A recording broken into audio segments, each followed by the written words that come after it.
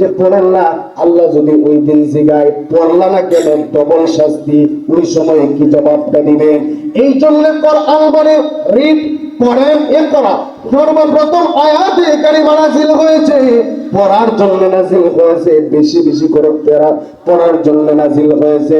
আপনি যদি কোরআনে কারীমটাকে আপনি একটু অর্থ সহ পড়তে পারেন, কোরআনে কারীমের ভিতরে আপনি পেয়ে যাবেন ব্যবসা কিভাবে করতে হবে, আপনি কোরআনে কারীমের ভিতরে পেয়ে যাবেন সুদ থেকে কিভাবে বাঁচতে হবে, আপনি কোরআনে কারীমের ভিতরে পেয়ে যাবেন আপনার ফ্যামিলিটাকে কিভাবে পরিচালনা করতে হবে। আপনি কোরআন যদি পড়ে কোরআনে কারীমের ভিতরে পেয়ে যাবেন টোটালি যা কিছু আছে সব কোরআনে পেয়ে যাবেন। সব কিছু যদি আপনি কোরআনে পেয়ে যান, আপনার জন্য কোরআনের 7 নম্বর দাবি 6 নম্বর দাবি এটা মানা আপনার জন্য সহজ হয়ে যাবে। এই জন্য আপনি আর আমি আল্লাহর এই কোরআনটাকে অর্থ সহ সুন্দর করে একটু বোঝার ট্রাই করব। আপনি যদি বুঝতে পারেন, আপনার এই বোঝাটার কারণে আল্লাহ তাআলার জান্নাত আপনার জন্য সহজ হয়ে যাবে। 7 নম্বরে আল্লাহর কোরআন আপনার আমার কাছে দাবি পেশ করে আপনি আর আমি যেন কোরআন এবং হাদিস দিয়ে আমল করি। আজকে দেখা যায় আমাদের দেশের অধিকাংশ মানুষগুলো অমুক বাবা তমুক বাবার কাছে যায়, মাঝে মধ্যে এমন লেংটা বাবার কাছে পর্যন্ত গিয়া দৌড়ায়। ও আল্লাহর বান্দা, অমুক বাবা তমুক বাবা যে আমল দেয় ওই আমল দিয়া জান্নাতে যাওয়া সহজ না রে বাবা, ওই জান্নাতটা আপনার জন্য কঠিন হয়ে যাবে। আপনি যদি কোরআন দিয়া এবং হাদিস দিয়া আমল করতে পারেন, কোরআন সুন্নাহর আমল দিয়া যদি আপনি নিজের জীবনটা সাজাতে পারেন, আপনার তরি আল্লাহর তরি জান্নাত আপনার জন্য সহজ হয়ে যাবে। এই জন্য আমরা অমুক আর তমুকের কথা না শুনে আল্লাহর কোরআন এবং রাসূলের হাদিস দিয়ে নিজের জীবন পরিচালিত করব। যদি করতে পারি, আল্লাহ আমাদের জন্য জান্নাতটা সহজ করে দিবে, ঠিক কিনা? কত মানুষের কাছে দৌড়ায়, 1 বছরের ভিতরে গোসল করে না, ওই ব্যক্তির কাছেও মানুষকে দৌড়ায়। চিন্তা করে দেখছেন মাথার তার কতটুকু ছিঁড়ে গেলে এই কাজগুলো করতে পারে? এই যে আমাদের দেশের মানুষগুলো মাঝে মধ্যে উল্টা পাল্টা বক্তব্যগুলো দেয়, কোরআন না বুঝার কারণে উল্টা পাল্টা বক্তব্য দিয়ে ফেলে। এই জন্য আপনি কোরআন যদি বুঝেন, কোন নেতা কোন মানুষ কোরআন বিরোধী কোনো কথা বলতে পারে না, ইসলাম বহির্ভূত কোনো কথা বলতে পারে না। এই জন্য কোরআন সুন্নাহ অনুযায়ী যদি নিজের লাইফ নিজের জীবন পরিচালিত করতে পারে, আল্লাহর কসম ওই ব্যক্তি উল্টা পাল্টা কোনো বক্তব্য দিতে পারে না। কথা বলেন ঠিক কিনা? কোরআনের আলো ঘরে ঘরে জালো, আল হাদিসের আলো ঘরে ঘরে জালো, আরে তাকবীর। এই জন্য আমরা সবাই আল্লাহর এই কোরআনটাকে একটু বোঝার ট্রাই করব, চেষ্টা করব, যাতে করে আমরা কোরআন দিয়ে আমল পরিচালনা করতে পারি, নিজের লাইফটা পরিবর্তন করতে পারি। আল্লাহর এই কোরআন 7 নম্বরে আপনার আমার কাছে দাবি পেশ করে আপনি আর আমি যেন কোরআনের দাওয়াত মানুষের ধারে ধারে গিয়ে পৌঁছায় দিই। আপনি দাওয়াতে তাবলীগ নিজের খায়া যেভাবে অন্যের কাছে দাওয়াত পৌঁছায় দেয়, আপনিও নিজের খেয়ে অন্যের কাছে দাওয়াতটা পৌঁছায় দেওয়া দরকার। আপনি যদি কোরআন পড়েন, তাহলে কোরআনের ভিতরে বলা আছে মিথ্যা কথা বলা যাবে না। আপনি আপনার পরিবারের যতগুলো মানুষ আছে সবাইকে বলেন আজকের পর থেকে মিথ্যা কথা বলা যাবে না, এটা কোরআনের দাওয়াত। আপনি যদি কোরআনটা পড়েন, তাহলে কোরআনের ভিতরে বলা আছে সুদে টাকা লাগানো যাবে না। আপনি মানুষদেরকে বলেন খবরদার আজকের পর থেকে সুদে টাকা লাগানো যাবে না, যারা সুদে টাকা লাগায় তাদের সাথে আত্মীয়তা ছিন্ন করে ফেলবো, আত্মীয়তা আমরা রাখতে পারি না, এটা কোরআনের দাওয়াত। আপনি যদি কোরআনটা পড়েন তাহলে দেখতে পারবেন আল্লাহর এই কোরআন বলেছে অন্যের জমি আত্মসাৎ করা যাবে না। আপনি মানুষদেরকে বলেন যারা জমি আত্মসাৎ করে, ওই মানুষদেরকে বলেন খবরদার আজকের পর থেকে অন্যের জমি আত্মসাৎ করা যাবে না, এটা কোরআনের দাওয়াত। আপনি যদি কোরআন পড়েন তাহলে কোরআনে দেখতে পারবেন এতিমের সম্পদ আত্মসাৎ করা যাবে না, এতিমের সম্পদ মেরে খাওয়া যাবে না। আপনি মানুষদেরকে এতটুকু বুঝান। আজকের পর থেকে আল্লাহর এই কোরআন আমাদেরকে বলেছে আজকের পর থেকে আপনারা কেউ এতিমের সম্পদ মেরে খেতে পারেন না, এটা কোরআনের দাওয়াত। আপনি যদি কোরআনে কারীম তেলাওয়াত করেন, কোরআনে কারীমের অর্থ বুঝেন, তাহলে দেখতে পারবেন রাষ্ট্রীয় 1 টাকা এই দেশ থেকে বিদেশের বাণিজ্য পাচার করা যাবে না। আপনি যদি কোরআন পড়েন তাহলে মানুষদের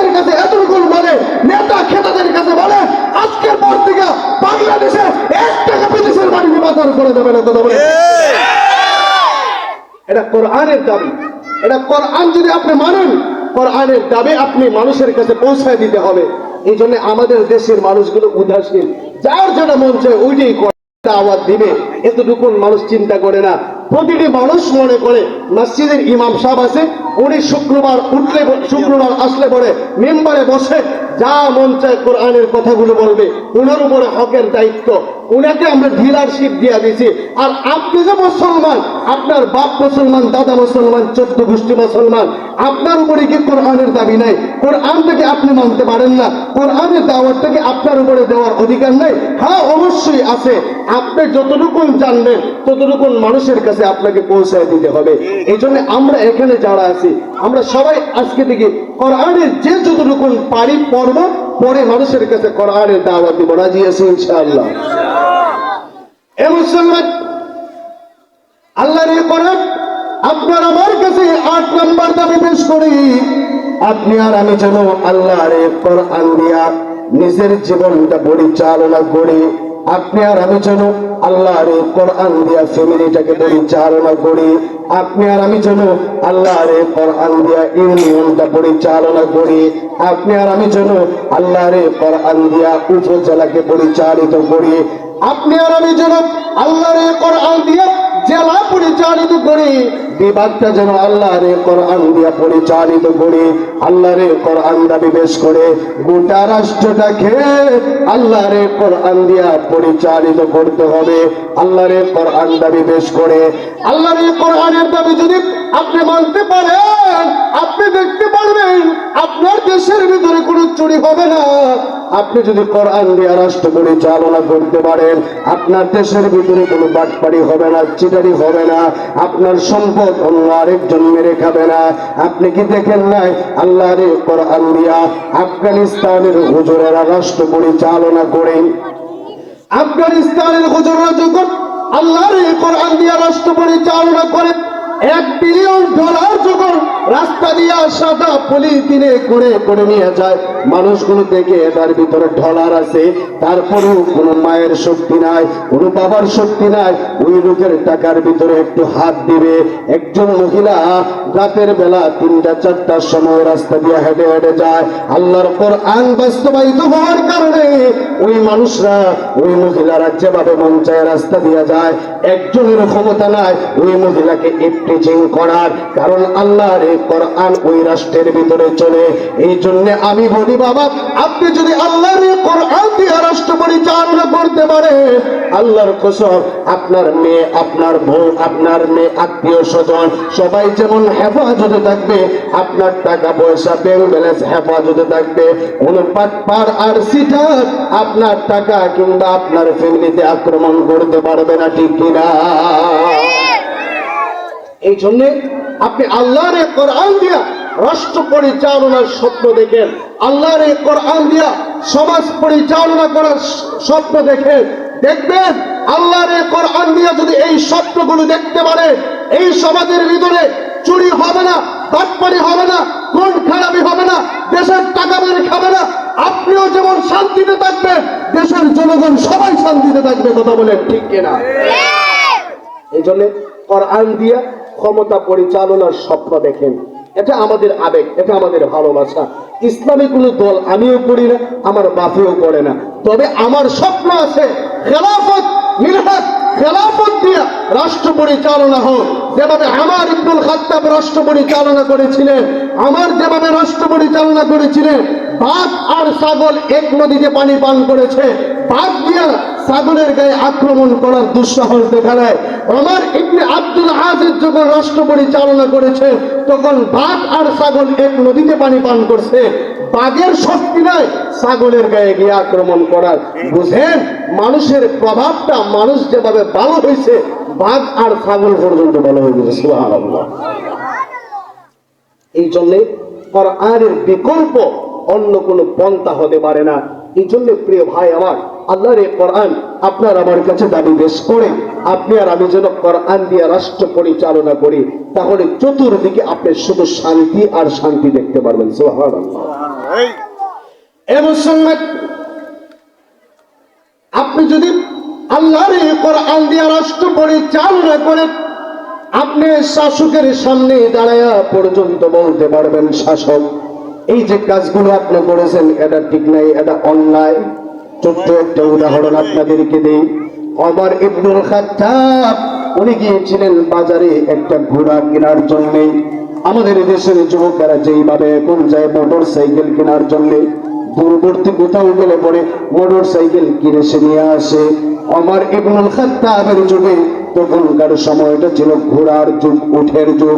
ওমর ইবনুল খাত্তাব বাজারে গেলেন একটা উট কেনার জন্য, একটা ঘোড়া কেনার জন্য।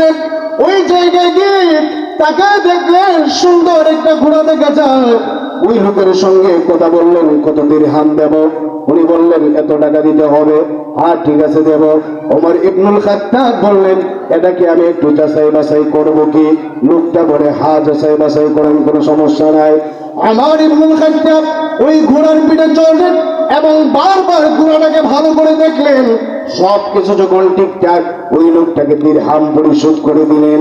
আর ডেকে ডেকে বললেন এই নাও দিরহাম, এখন থেকে এই ঘোড়ার মালিক হয়ে গেলাম আমি, আমিরুল মুমিনিন। লোকটা ডেকে ডেকে বললাম ঠিক আছে, আমি হিসাব বুঝে পাইলাম, যান আপনি চলে যান। আমার ইবনুল খাত্তাব ওই ঘোড়াটা নিয়ে যখন রওনা হয়ে গেলেন, কিছু দূরে যাওয়ার পরে তাকায় দেখলেন ঘোড়ার দুইটা পা অবশ হয়ে গেছে। ওমর ইবনুল খাত্তাব টেনশনে পড়ে গেলেন, লোকটা কি আমার সঙ্গে বাটপাড়ি করলো নাকি? দৌড়ে গেলেন ওই লোকের কাছে গিয়া বললেন তুমি আমার সঙ্গে কেন বাটপাড়ি করলা? ঘোড়ার দুটা পা তো অবশ হয়ে গেল। এমনিতে ওই লোকটা ডেকে ডেকে বলে ও ওমর ইবনুল খাত্তাব, আপনাকে আমি পর্যাপ্ত পরিমাণ সময় দিয়েছিলাম, আপনি পর্যাপ্ত পরিমাণ সময় পর্যন্ত এটাকে ভালো করে দেখেছিলেন। ভালো করে দেখার পরে আপনি আমাকে দিরহাম পরিশোধ করে দিয়ে এটা কিনে নিয়ে গেলেন। এখন কেমন করে বারবার আমাকে এই কথাটা বলতেছেন? আমিরুল মুমিনিন বলেন তোমাকে এমনি এমনি ছেড়ে দেওয়া যাবে না, চলো আমরা কাজীর দরবারে যাব, আদালতে যাব। আদালতে গিয়ে আমরা একটু বিচার ফয়সালা মোকদ্দমা করবো। চলো ওই জায়গায়। ওমর ইবনুল খাত্তাব ওই লোকটার হাতটা ধরে ধরে টেনে টেনে নিয়ে যখন চলে গেলেন, ওই লোকের কাছে যাওয়ার পরে ওমর ইবনুল খাত্তাব এইবারে কাজীর সামনে যখন উপস্থিত, কাজী লাফ মারা দাঁড়ায় গেছে আমিরুল মুমিনিনকে দেখে। আমিরুল মুমিনিন ডেকে ডেকে বললেন ও কাজী, তুমি আজকে দাঁড়াতে হবে না, বসে যাও। আমরা দুইজন আসামির কাঠ করে দাঁড়ালাম, আমাদের বিচারটুকুন তুমি একটু করে দাও। বাবা আমার একটু লক্ষ্য করে দেখেন ওমর ইবনুল খাত্তাব উনি কিন্তু যেন তেন মানুষ না, চুট্টু জাজিরাতুল আরবের রাষ্ট্রপ্রধান যে এমনটা না, বরং অর্ধ জাহানের খলিফা, অর্ধ জাহানের খলিফা উনি আদালতের সামনে দাঁড়ায় বলতেছেন আমি ওনার কাছ থেকে একটা উট কিনেছিলাম, এটা ঘোড়া কিনেছিলাম, এই ঘোড়াটা আমি সুন্দর করে বুঝে নিয়েছি, কোনো সমস্যা ছিল না।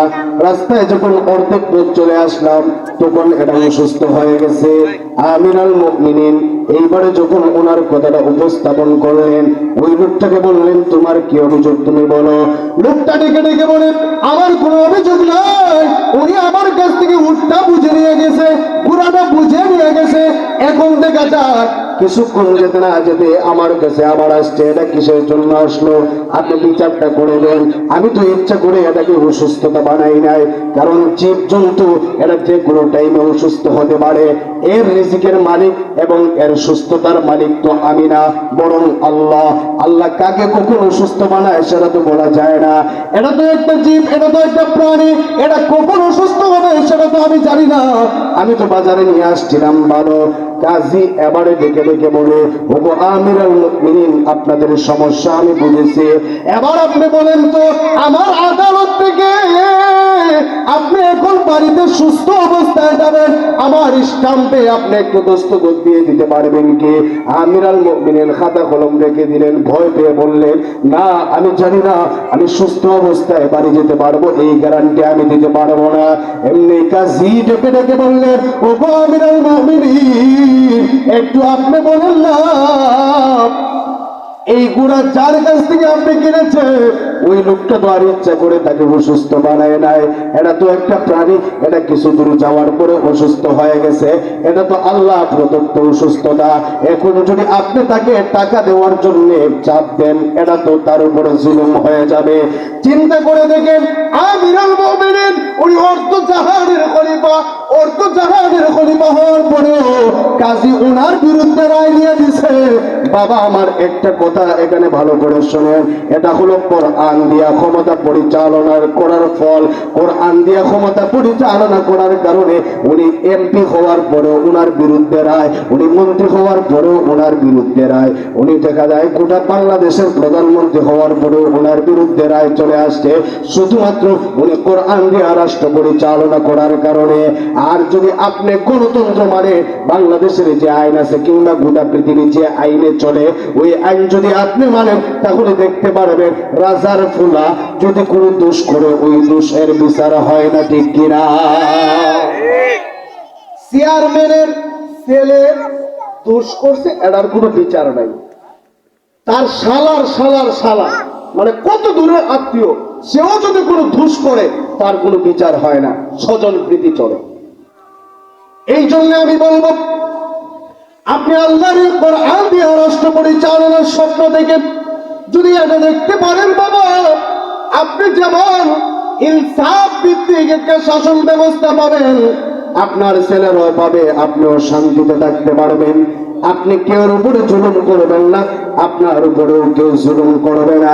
এই জন্যে আপনি লক্ষ্য করলে দেখবেন বাংলাদেশের আইনগুলো এমন হয়ে দাঁড়িয়েছে, এমপি ওনার ছেলে কিংবা ওনার নাতি যদি কোনো দোষ করে এটার কোনো বিচার হয় না, আত্মীয় স্বজনরা কোনো দোষ করলে এটার কোনো বিচার হয় না, আর সাধারণ পাবলিক যদি কোনো দোষ করে গলা চাইবা ধরে,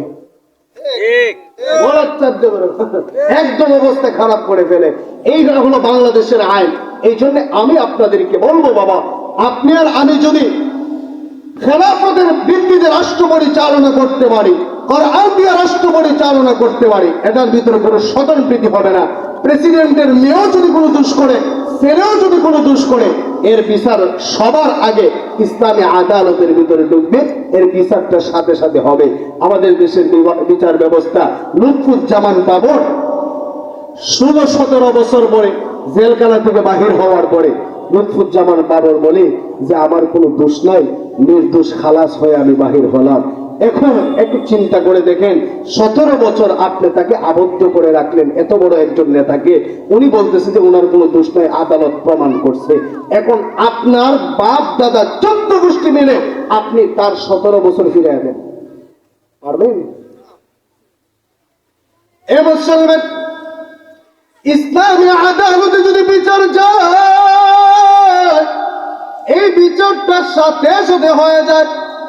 চোর এবং চুন্নি যখন প্রমাণ হয়, বাটপাড়ি সিটারি করছেন, জায়গা মেরে গাইছেন, এটা যদি প্রমাণ হয়, প্রমাণ হওয়ার সাথে সাথে এই বিচারটা শুরু হয়ে যায়।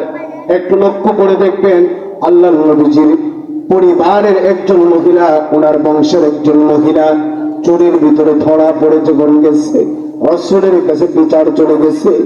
আপনার আমার কলিজার টুকরা নবী বললেন, আমার বংশের লোকেরা যখন চোরের ভিতরে ধরা পড়েছে, তার বিচারটুকু আমি জোহরের নামাজের পরে একটু কায়েম করবো, সবাই থাকবা, জোহরের নামাজের পরে আমি তার হাতটা কেটে দেব। নবী আমার যখন এই কথা বললেন, সাহাবীদের ভিতরে গুঞ্জন শুরু হয়ে গেল। রাসূল আরবি পরিবারের একজন মহিলা, ওনার বংশের একজন মহিলা, উনি চোরের ভিতরে ধরা পড়েছে, ওনার হাতটা যদি কেটে দেওয়া হয়, মুনাফিকেরা কাফেররা সবাই মিলে হাসি ঠাট্টা করবে, বিদ্রুপ করবে। এই চিন্তা ফিকির করে নবীজির একজন ছোট্ট নাতি ছিল, যার নাম ছিল হুসামা। হুসামা ইবনে যায়েদকে তারা সুন্দর করে বুঝিয়ে দিয়া বলল, যাও না তোমার নানাজির কাছে গিয়া বলো, দাদাজির কাছে গিয়া বলো, যাতে করে তোমার দাদাজি এই বিচারটা একটু নরমাল করে দেয়, শিথিল করে দেয়। যাও তোমার দাদাজির কাছে গিয়া এই প্রস্তাবনা উপস্থাপন করো।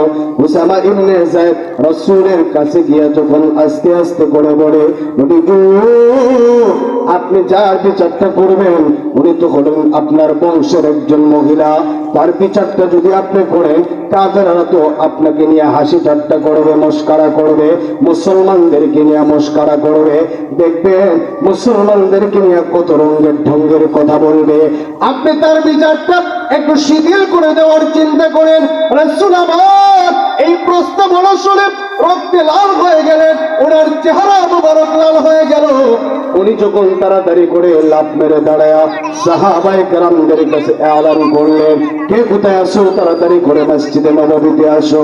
সবাই যখন মসজিদে নববীতে আসলো, আসার পরে আমার আপনার কলিজার টুকরা নবী ডেকে ডেকে বললেন, হে আমার সাহাবীরা, আগেকার যুগের মানুষগুলো তাদের রাষ্ট্রীয় কাঠামোগুলো কিছুদিন যেতে না যেতে নষ্ট হয়ে যাওয়ার মূল কারণ কি? তারা স্বজন প্রীতি করত, নিজেরা কোনো দোষ করলে পরে এটার কোনো বিচার করতো না। স্বজন প্রীতি করার কারণে তাদের রাষ্ট্র কাঠামোগুলো ধ্বংস হয়ে যেত অল্প দিনে। তোমরা কি চাও আল্লাহর কোরআন দিয়ে যে রাষ্ট্র পরিচালনা করতেছে এই রাষ্ট্রটাও কি ধ্বংস হয়ে যাবে? এটা কি কেউ চাও? কেউ আর কোনো জবাব দেয় না। আল্লাহ নবীজি সাহাবীদেরকে ডেকে বললেন, সাহাবীরা ভালো করে শোনো, আজকে আমার বংশের একজন মহিলা চুরির ভিতরে ধরা পড়েছে। এই চুরি ধরার কারণে তোমরা আমার কাছে প্রস্তাবনা দিয়েছো যাতে করে তারা আইনটা একটু শিথিল করে দেয়। মনে রাখবা, আজকে যে মহিলা আমার বংশের ফাতেমা, ওই মহিলার নামটাও ছিল ফাতেমা, যেই মহিলা আজকে চুরির ভিতরে ধরা পড়েছে ওই মহিলার হাতটা আমি এখন কেটে দিব। ওই মহিলার জায়গায় যদি আমার কলিজার টুকরা মেয়ে ফাতেমাও যদি আজকে চুরিতে ধরা পড়তো, আমি রাসূল ওই মহিলার হাতটা কেটে দিতে একটা সেকেন্ড দেরি করতাম না। সুবহানাল্লাহ। মূল কথা হলো এটাই, কোরআন যেই জায়গায় ক্ষমতায় ওই জায়গায় কোনো স্বজন প্রীতি চলে না। কোরআন যেই জায়গায় ক্ষমতায় ওই জায়গায় সিটারি বাটপারি চলে না। কোরআন যেই জায়গায় ক্ষমতায় ওই জায়গায় নেতারা অন্যায় ভাবে জনগণের উপরে জুলুম করতে পারে না। কথা বলেন ঠিক কিনা? জুলুম থেকে যদি বাঁচতে চান, অন্যায় থেকে যদি আপনি বাঁচতে চান, আপনি যদি নিজে শান্তিতে থাকতে চান, মানুষদেরকেও শান্তিতে রাখতে চান, তাহলে আল্লাহর কোরআন এর বিকল্প অন্য কোনো পথ হতে পারে না। এই জন্য আমরা সবাই কোরআনের সুশীতল ছায়ার নিচে আসতে হবে। আল্লাহর কোরআন বলে, আপনি যদি কোরআনের এই 8টি দাবি মানতে পারেন, কোরআন আপনাকে টেনে টেনে আল্লাহর তৈরি জান্নাত পর্যন্ত পৌঁছায় দিবে। আর যদি কোরআনের এই দাবিগুলো আপনি মানতে না পারেন, কোরআন আপনাকে আল্লাহর তৈরি জাহান্নামে নিয়ে নিক্ষেপ করবে। কোরআন ছেড়ে দিয়েছেন তো জাহান্নাম আপনার জন্য অবধারিত, কোরআন আঁকড়ে ধরছেন তো জান্নাত আপনার জন্য অবধারিত। কোরআন যদি আপনি ছেড়ে দেন তাহলে আল্লাহ আপনাকে কয়েকটি শাস্তি দেবে। এর ভিতরে 1 নাম্বার শাস্তি হলো কাল কঠিন কিয়ামতের ময়দানে রাসূলের শাফাআত আপনি পাবেন না, হাউজে কাউসারের পানি আপনি পাবেন না। এ মুসলমান, আমার দেশের মানুষগুলো কত রকমের কত সিস্টেমে একজন আরেকজনকে বলে, তুমি সুন্নি, তুমি ওয়াহাবি, তুমি নবীকে বসে সালাম দাও না, তুমি নবীকে খাড়াইয়া সালাম দাও, ঘুমাইয়া সালাম দাও।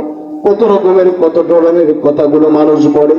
ও আল্লাহর বান্দা, রাসূলের শাফাআত পাওয়ার জন্য খাড়াইয়া ঘুমাইয়া সালাম দেওয়া এটা ওইটা করে আপনি শাফাআত পেতে পারেন না রে বাবা।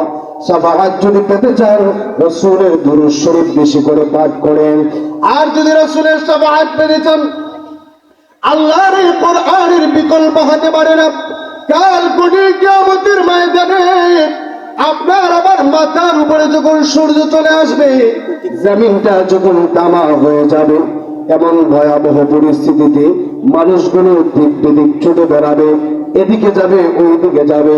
একটা পর্যায়ে যখন নিউজ পাবে আপনার আমার কলিজার টুকরা নবী হাউজে কাউসারের পানি বিলাইতেছে, সবাই দৌড়ে যাবে রাসূল আকরাম সাল্লাল্লাহু আলাইহি ওয়াসাল্লামের কাছে গিয়া আরজি জানাবে, ওগো নবীজি, আমি আপনার দুনিয়ার পাগল উম্মত, আমি আপনার কাছে আসছি, আপনি আমাকে একটু হাউজে কাউসারের পানি দিন। আপনি আর আমি বড় আশা নিয়া দৌড়ায় যাব রসুলের কাছে হাউজে কাউসারের পানি পান করার জন্য। এমনি আপনার আমার মধ্যখানে, আপনার আর রসুলের মধ্যখানে একটা পর্দা পড়ে যাবে। একটা পর্দা পড়ে যাওয়ার পরে আপনি আর আমি ওই সময় ডেকে ডেকে বলবো, আল্লাহ নবী একটু বলেন না গো, আপনার আমার মধ্যখানে কেন পর্দা পড়ে গেল? রসুল আমার ডেকে ডেকে বলবেন, ও আমার মায়ের উম্মত, দুনিয়াতে থাকাকালীন অবস্থায় তুমি কোরআন এবং সুন্নাহ ছেড়ে দিয়েছিলা। কোরআন ছেড়ে দেওয়ার কারণে, কোরআনটাকে তুমি দূরে সরিয়ে দেওয়ার কারণে আজকে তোমার আমার মধ্যখানে পর্দা পড়ে গেছে। ওরে বাবা, আমরা এখানে যারা আছি, মাইকের আওয়াজ যদি দূর যায়, আমরা সবাই রাসূলের হাতে হাউজে কাউসারের পানি পান করতে চাই। এখানে আমরা যারা আছি, কেউই চায় না রাসূল আমার জন্য সুপারিশ না করুক, না কেউই চায় না। সবাই চায় রাসূল যেন আপনার আমার জন্য সুপারিশ করে, রাসূল যেন আপনাকে আমাকে হাউজে কাউসারের পানিটা একটু পান করায়। এটা আমরা এখানে যারা আছি সবাই চাই। ওরে আল্লাহর বান্দা শুনো, আপনি যদি এটা চান, আল্লাহর এই কোরআনের বিকল্প হতে পারে না। আপনি আল্লাহর এই কোরআনটাকে একটু আঁকড়ায় ধরুন। রাসূলের শাফাআত যদি পেতে চান, হাউজে কাউসারের পানি যদি পেতে চান, আল্লাহর কোরআনটাকে ছেড়ে দিয়েন না, বরং আল্লাহর এই কোরআনটাকে একটু মহব্বত করে কাছে নেন। কোরআনটাকে যদি আপনি একটু কাছে নিতে পারেন, রাসূলের হাতে হাউজে কাউসার পেয়ে যাবেন, রাসূলের শাফাআত আপনি পেয়ে যাবেন। 2 নম্বরে শাস্তি হলো কোরআনে কারীমের সূরাতুত তাহা প্রমাণ করে কাল কোনের কিয়ামতের ময়দানে মানুষগুলো অন্ধ হয়ে যখন দাঁড়াবে, মানুষরা যখন অন্ধ হয়ে উঠবে, অন্ধ হয়ে ওঠার পরে আল্লাহ তাআলার কাছে মানুষগুলো আবদার জানাবে, ওগো কাবার মালিক আল্লাহ, দুনিয়ায় থাকাকালীন অবস্থায় আমি আমার দুটো চোখ দ্বারা দেখতে পেতাম, কিন্তু আজকের দিনে আমি আমার চোখ দ্বারা দেখতে পাই না। আমি অন্ধ হয়ে গেলাম কেন? আমি কেন আজকে অন্ধ হয়ে গেলাম? আমি কেন দেখতে পাই না? ওই সময় আল্লাহ তাআলা আপনাকে জানায় দিবে, ওরে বান্দা, দুনিয়ায় থাকাকালীন অবস্থায় তোমাকে কোরআন দেওয়া হয়েছিল, তুমি কোরআনটাকে একটাবারের জন্য চোখ খুলে দেখো নাই, একটাবারের জন্য পড়ো নাই, কোরআনটাকে একটু মহব্বত করো নাই। কোরআনে কারীমের সূরাতুত তাহা প্রমাণ করে আল্লাহ তাআলা ওই দিন আপনাকে আমাকে ডেকে বলবে, তুমি কোরআনে কারীম ছেড়ে দেওয়ার কারণে আমি আল্লাহ তাআলা আজকে তোমাকে অন্ধ বানায় উঠাইলাম। নাউজুবিল্লাহ। একটু চিন্তা করেন বাবা, আপনি আপনার বাবা মা আত্মীয় স্বজন সবার সামনে অন্ধ হয়ে উঠলেন, এর চাইতে লজ্জার আর কি হতে পারে? সবাই দেখতেছে কিন্তু আপনি দেখেন না। আপনার একটাই অপরাধ, আপনি কোরআন ছেড়ে দিয়েছেন, কোরআনকে আপনি ধারণ করেন নাই, কোরআনটাকে একটাবারের জন্য পড়েন নাই, এই জন্য আল্লাহ আপনারে অন্ধ বানায় দিচ্ছে। শুধু কি তাই, আপনি যে আপনার কলিজার টুকরা ছেলেকে, আপনি যে আপনার কলিজার টুকরা মেয়েকে কোরআন শিখাচ্ছেন না, আপনার ছেলেকে, আপনার কলিজার টুকরা মেয়েটাকে কোরআন না শেখানোর কারণে কি হবে একটু চিন্তা করে দেখেন। কাল পরের কিয়ামতের ময়দানে আল্লাহ আপনার ছেলেকে ডেকে কাছে আনবে, এনে বলবেন, দুনিয়ায় থাকাকালীন অবস্থা তুমি একটাবারের জন্য কোরআনটা পড়ো নাই, কোরআনের ধারে কাছেও যাও নাই। ওরে নাফরমান, যা আজকে জাহান্নামের ভিতরে চলে যা। আল্লাহ আপনার কলিজার টুকরা ছেলে আর মেয়েকে আল্লাহ জাহান্নামে যাওয়ার নির্দেশ দিবে। আপনার ছেলেটা জাহান্নামের গেটে গিয়ে আল্লাহর কাছে বলবে, আল্লাহ গো, আমি জাহান্নামে যাওয়ার আগে একটা আবদার আপনার কাছে করতে চাই। আল্লাহ বলেন, কি আবদার? ও কাবার মালিক, আমার আবদার হলো, আমি জাহান্নামে যাওয়ার আগে 1 নম্বর আবদার হলো, আমি আপনাকে বলতে চাই, আমার মা আর বাবাকে একটু জাহান্নামের গেটে নিয়ে আসেন। আমি তাদের সঙ্গে 2 একটা কথা জিজ্ঞাসা করে তারপরে আমি জাহান্নামে যাব। ওই সময় আপনার কলিজার টুকরা সন্তানের আবদারের কারণে আল্লাহ আপনাকে এবং আপনার ওয়াইফকে আপনার সন্তানের সামনে জাহান্নামের গেটে নিয়ে দাঁড় করাবেন। এইবারে আপনার কলিজার টুকরা সন্তান আল্লাহর কাছে ডেকে ডেকে বলবে, ও রব মালিক আল্লাহ, একটু আমার বাবার জিজ্ঞাসা, আমার বাবা আমার সঙ্গে কি এমন দুশ্মনী ছিল যে দুশ্মনী থাকার কারণে আমার বাবা আমাকে কোরআন থেকে বঞ্চিত করেছে, আমার বাবা কেন আমাকে কোরআন থেকে দূরে সরায় দিছে, আমার বাবা আমার জন্য সুন্দর একটা আইফোন কিনে নিয়ে আসতে গিফট করেছে, আমি যখন আমার বাবার কাছে চাইলাম R15 মোটরসাইকেল, সেটাও আমার বাবা আমাকে গিফট করেছে, আমি যখন চাইলাম বাবা আমি একটু লন্ডনে যাব কিংবা জাপান যাব, আমি একটু ইংল্যান্ড যাব, ও আমার বাবা আমাকে একটু সুযোগ আপনি করে দেন, আমার বাবা তাও আমাকে করে দিয়েছিল। আমি বলেছিলাম বাবা আমার আখাউড়াতে সুন্দর একটা বাড়ি লাগবে, আমার বাবা তাও করে দিয়েছিল। আমি আমার বাবাকে বলেছিলাম বাবা আমার কোটি টাকা ব্যাংক ব্যালেন্স লাগবে, আমার বাবা আমাকে কোটি টাকা ব্যাংক ব্যালেন্স করে দিয়েছে। আমি যা যা চাইছি বাবা আমার কোনো কিছু থেকে বঞ্চিত করে নাই।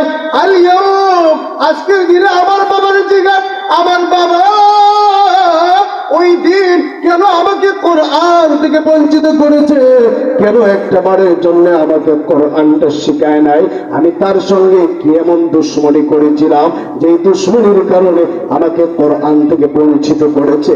আমার বাবাকে আপনি একটু জিজ্ঞাসা করে, ওই সময় আপনি কলিজার টুকরা বাবা, আপনি কলিজার টুকরা মা, আপনাকে ওই দিন আল্লাহ আপনার সন্তানের সামনে জিজ্ঞাসা করবেন কেন আপনি আপনার সন্তানকে কোরআন থেকে দূরে সরাইছিলেন, একটু বলেন।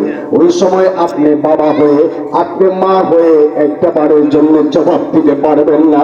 জবাব যখন দিতে পারবেন না তখন আপনার সন্তানই আল্লাহর কাছে আবার বলবে, ওগো মালিক জাহান্নামে যাব আমার কোনো আফসোস নাই, জাহান্নামে যাব আমার কোনো আফসোস নাই, আমার কলিজার টুকরা বাবা আর মাকে জাহান্নামের গেটে শোয়া দেন যাতে করে তাদের বুকে পা দিয়ে আমি জাহান্নামে যেতে পারি না। নাউজুবিল্লাহ। এ আগাউড়ার মুসলমান একটু চিন্তা করে দেখেন বাবা, আপনার কলিজার টুকরা সন্তান আপনার বুকে পা দিয়ে যদি জাহান্নামে যায়, এর চাইতে অপমান, এর চাইতে লজ্জার আর কি হতে পারে রে বাবা। আপনার ছেলে লক্ষ কোটি টাকা ইনকাম করে, আপনার সঙ্গে হঠাৎ করে ছেলের বাক বিতণ্ডা হয়েছে, আপনাকে গালাগালি করে ফেলছে, আপনাকে যখন গালাগালি করছে তাড়াতাড়ি করে আপনি বাজারে যান, অমুক সর্দার তমুক সর্দারের কাছে গিয়া হাজির, গিয়া বলে আমি আমার ছেলেটারে এত কষ্ট করে মানুষ বানাইলাম, আজকে আমার ছেলেটা আমারে গালি দিয়া দিল, আমার ছেলেটা আমাকে কত রঙের ঢঙ্গের কথা বলল, এই কথাগুলো আপনি মানুষের ধারে ধারে গিয়া শেয়ার করেন আর দুঃখ প্রকাশ করেন। ও বাবা দুনিয়াতে তো দুঃখ প্রকাশ করার জায়গা আপনি পাইলেন, অপমান হওয়ার পরে মানুষের কাছে দুঃখ প্রকাশ করার জায়গা পাইলেন, কিন্তু কিয়ামতের মাঠে যখন আপনার ছেলেটা আপনার বুকে পা দিয়া জাহান্নামে যাবে, ওই দিন আপনার কষ্টের কথা কোন মানুষের কাছে শেয়ার করার জায়গা আপনি পাবেন না রে বাবা। এই জন্য আমি বলবো আপনার ছোট্ট ছেলে ছোট্ট মেয়েটাকে একটু কোরআন কারীমের তেলাওয়াত শিখান, কোরআনটারে একটু ভালো করে শিখান। আপনি আপনার ছেলেকে আপনার মেয়েকে ডাক্তার বানান, ইঞ্জিনিয়ার বানান, আমি হুজুরের কোনো আপত্তি নাই, তবে আমি আপনাকে বলে যাই আল্লাহর এই কোরআন আপনার কাছে দাবি রাখে, আপনি যেন আল্লাহর এই কোরআনটাকে একটু তেলাওয়াত করতে শিখেন, আপনার ছেলেকে একটু তেলাওয়াত করতে শিখাবেন। যদি একটু শেখাতে পারেন আল্লাহর কসম করে বলে যায় আল্লাহর এই কোরআন আপনার ছেলেকে যেমন বাঁচাবে, আপনার ছেলেও আপনাকে নিয়ে আল্লাহর তৈরি জান্নাতে পৌঁছে যাবে। সুবহানাল্লাহ। এই জন্য আমি বলি আপনি কন্টিনিউ এতটুকু তদারকি করেন যে আপনার ছেলেটাকে কোরআনী কারীমের একটা সূরা মুখস্থ করতে পেরেছে কিনা, কোরআনটা পড়তে জানে কিনা, অন্তত পক্ষে নুরানি মাদ্রাসায় দেন, নুরানি মাদ্রাসাতে দিয়ে আপনি আপনার ছেলেকে কোরআনে কারীমটা অন্তত শিখান। আপনি ডাক্তার বানান, ইঞ্জিনিয়ার বানান, আমাদের তো কোনো আপত্তি নাই, আমরা তো বলি না আমাদের মতো হুজুর হয়ে যাক। আরে হুজুর যথেষ্ট আছে, যেদিকে তাকাইবেন ওদিকেই হুজুর। এখন অন্তত পক্ষে আপনি আপনার ছেলেটাকে কোরআনে কারীমের নলেজটুকুন দেন, কোরআনটা যাতে শিখতে পারে এইটুকুন আপনি একটু করে যান। যদি করতে পারে আপনার ছেলে যদি কোরআন পড়ে, কাল পর্যন্ত কিয়ামতের ময়দানে আপনার ছেলেটা আপনার হাত ধরে আল্লাহর কাছে বলবে, মালিক আমার বাবাকে আপনি জাহান্নামে কেমন করে দেন, আমি তো কোরআন জানি, আমি যেহেতু জান্নাতে যাব, আমি আমার বাবাকে জান্নাতে নিয়ে যেতে চাই। সুবহানাল্লাহ। এ মুসলমান, আমি আমার আলোচনা শেষ করে দিচ্ছি বাবা। ছোট্ট একটা কথা আপনাদের কাছে আমি শেয়ার করি। আপনি আর আমি যুগের এক শ্রেষ্ঠ আল্লাহ নবী, যার নাম ছিল আব্দুল কাদের জিলানী রাহিমাহুল্লাহ। ওই আব্দুল কাদের জিলানী রাহিমাহুল্লাহর কথা আমরা সবাই জানি। উনি যুগ শ্রেষ্ঠ একজন আল্লাহর ওলি ছিলেন। উনি যখন ওনার খানকাতে বসা, এমন সময় গ্রাম্য একজন মহিলা ওনার খানকাতে এসে চিৎকার করে কান্না করে করে বলে, আল্লাহর ওলি গো, আমি আপনার কাছে আসছি একটা আবদার নিয়ে। আমি আমার কলিজা টুকরা মেয়েটাকে হারিয়ে ফেলেছি, আজকে 4 দিন হয়। আমার মেয়েটা ইন্তেকাল করেছে, আজকে 4 দিন হয়। এই 4 দিনের ভিতরে আমি এক লুকমা ভাত খেতে পারি না। ওগো আল্লাহর ওলি, আমি আমার মেয়েটাকে বড় ভালোবাসি। শুধু ভালোবাসি এমন না, আমি আমার মেয়েটার কোনো কাজকর্ম করতে দেই না। আমি আমার মেয়েটাকে কোনোদিন নিজের হাত দিয়ে দুলুকমা ভাতও খেতে দেই না। সব কিছু আমি আমার নিজের হাত দ্বারা করেছি। ওগো আল্লাহর ওলি, আজকে আমার মেয়েটা ইন্তেকাল করেছে। ইন্তেকাল করার কারণে আমি আমার দুঃখে, আমি আমার কষ্টে, আমি খাবার পর্যন্ত খেতে পারি না। আমি বড় কষ্টে আছি গো আল্লাহর ওলি, আপনি একটু দোয়া করেন যাতে করে আমি আমার মেয়েটাকে স্বপ্ন যুগে হলেও একটা নজর দেখতে পারি। আল্লাহর ওলি বলেন, ওগো মা,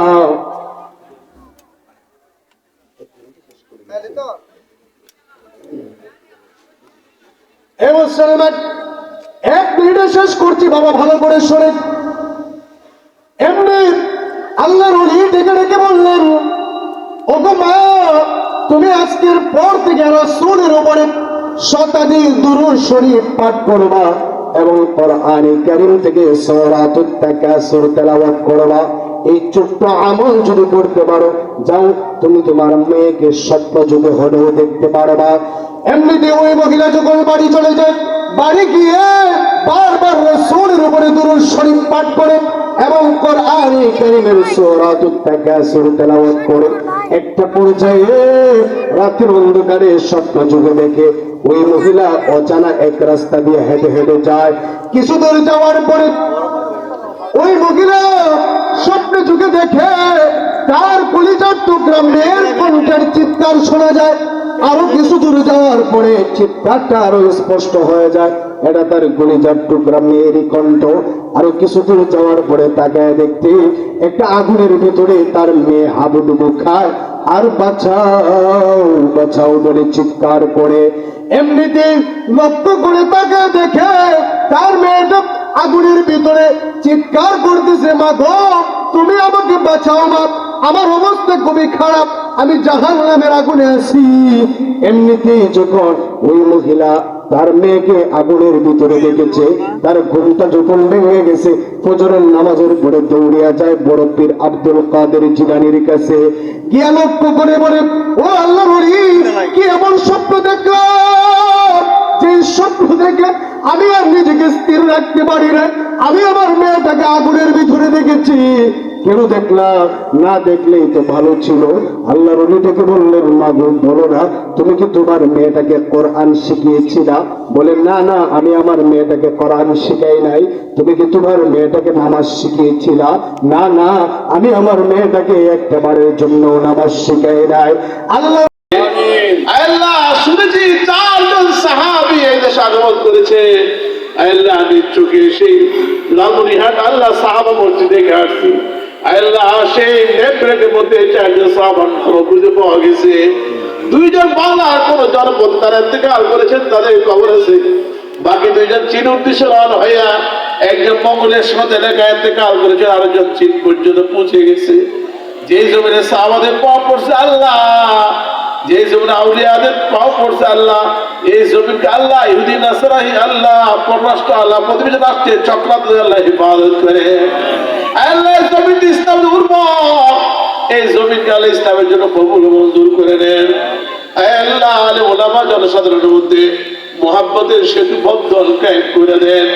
আল্লাহ আমাদের হাত তুলে জোরে মা নাই, বাপ নাই, দাদা নাই, দাদা নাই, শ্বশুর নাই, শাশুড়ি নাই, অনেক নিকট আত্মীয় কবরে চলে গেছে। দয়া করে